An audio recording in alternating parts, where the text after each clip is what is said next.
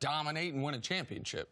I mean, that's the ceiling. They've got the best duo in the league. They have the best big man in the league. I believe they still have the best player in the league, but he's not currently wearing the crown. He would have to go snatch that back from Kawhi or Giannis, depending on who you think currently has it. Kevin Durant maybe says, what about me? Well, Kevin Durant maybe can snatch it back himself a year from now.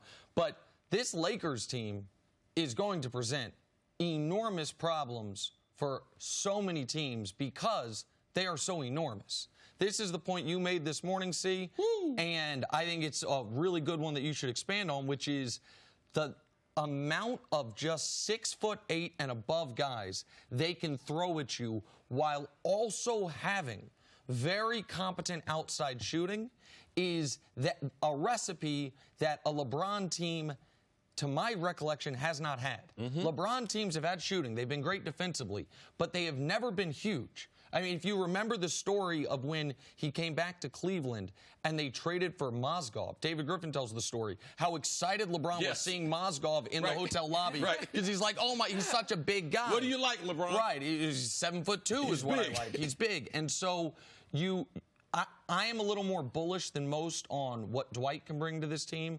I think everyone is adequately optimistic about what Anthony Davis is going to bring to this team.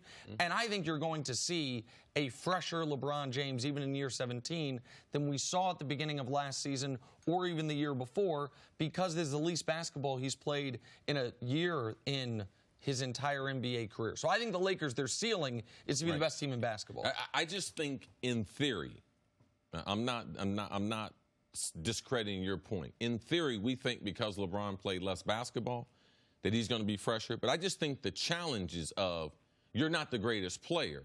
Anthony Davis is now in town, and now we're not doing triplets. We're only doing duets. So I think all those things right there, because even if LeBron had made it to the playoffs last year and they lose in the first round, I still think we still see the same guy. Now, we know his body should be fresher. You know that all great athletes, Kustak, are looking for some type of challenge. He's been issued that. With Kawhi winning last year, the Kawhi turning down the Lakers, going to the Clippers in the same building there. So this should be an exciting year.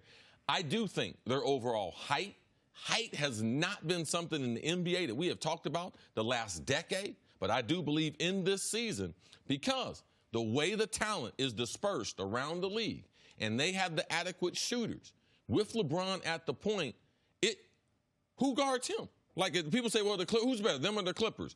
Well, who's Kawhi going to guard? Who's Paul George going to guard? Because there is no answer for Anthony. We can debate all these things. Is there an answer for Kawhi? Yes. Is there an answer for Paul George? Is there an answer for LeBron? Yes. But there is no answer for Anthony Davis in the NBA. And to me, he should be in the conversation of the greatest players, him and LeBron, and having both of them there and the style for which they're going to play, I think it's going to be very exciting. What's your level of concern about, it's not even concern, but their defense and what they're going to do defensively? Because you talk about who's going to guard LeBron, how do other teams match up against them, especially with their size and also with LeBron James, a player of his caliber, in the versatility he brings to the table.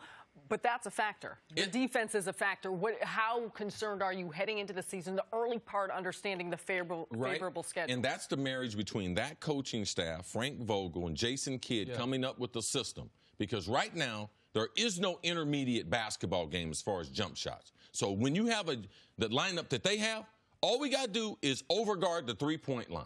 We're going to overguard the three-point line. We're going to give them the intermediate jump shots, because who's going to be challengers at the rim night after night? So with their size and with Dwight and the way he's playing and the way that he's looking at life, with no type of guarantees on this type of contract, he's had a sensational training camp.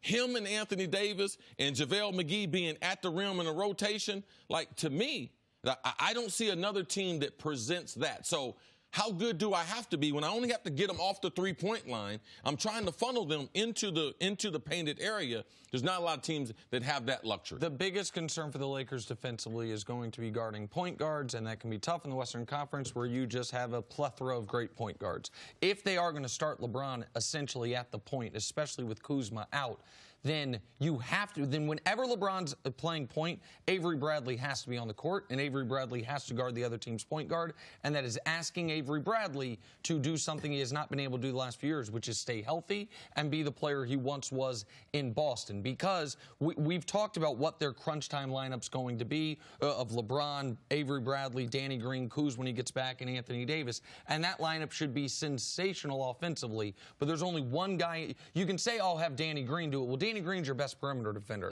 Danny Green is your guy to guard wings. That's my concern for them defensively. And the one other concern just quickly for me is how often will Frank Vogel be able to convince Anthony Davis to play the 5? Because we can talk about how important the size is, and I agree with you, but they are better off with that lineup I just mentioned than one of those people being out and JaVale McGee or Dwight Howard being in alongside AD. And Frank Vogel, I'm glad you got to a coaching point. Kustok, historically, he's been a guy that does not like to switch to pick and roll. And that's been one of his bugaboos. Would he be able to coach in this new NBA? Does he compromise? And we're going to be able to see that very, very early. You can see them now. They're starting to switch everything, especially with LeBron being at the point you have to do that. So let's just watch as these players try to gel and this staff, which there's going to be a lot of talk about the staff. Let's see this staff, if they create something to help this team play the type of defense that we know that they're going to need. I do think because for as much scrutiny is on this staff and the way in which they come together, they got a lot of good basketball minds on the staff. So if they are able it's a good start to acclimate themselves to each other, but that's the big question that we get to. All right. Thanks for watching. Subscribe here to get the latest from the show. Also, be sure to check out more of the best clips from First Things First, or go watch a few segments from our other shows on FS1.